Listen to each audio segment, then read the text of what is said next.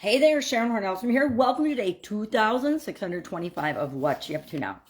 Today, we are doing I'm doing what I always do. I get up, I make my videos, share some content, and then go about my day and about my life. Well, today and yesterday, we have no internet. We won't have internet till probably late tomorrow, if we're lucky. So I am just piling up content and saving it, and we'll post it when internet service becomes available.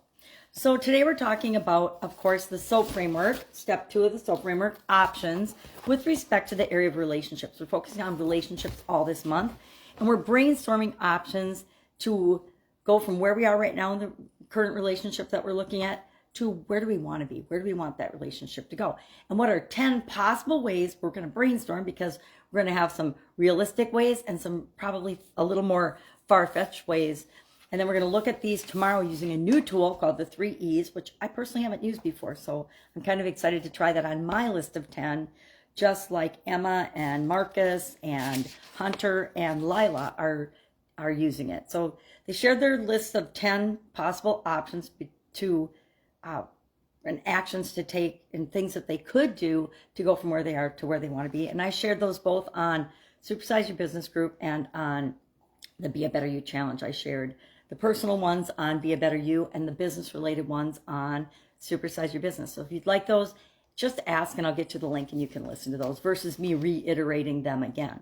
But the whole point is and what I do is I actually, in my journal for the challenge, list out 1 through 10. And as I go about my day, I'll think of what are some possible ways that I can fill that gap between where my relationship is and where I want it to be.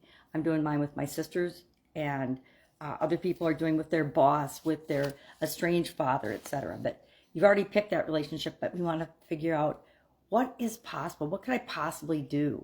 You know, sometimes people will say, oh, we need to go to counseling together to understand and listen to one another better. I'd say that would be one of those more extreme things, depending on your situation, right? But not something that I would go to as my first action, which is what we'll talk about tomorrow. What is the thing? How are we going to analyze these 10 or 20 or how many ever alternatives you come up with or options that you come up with, because our day always for options.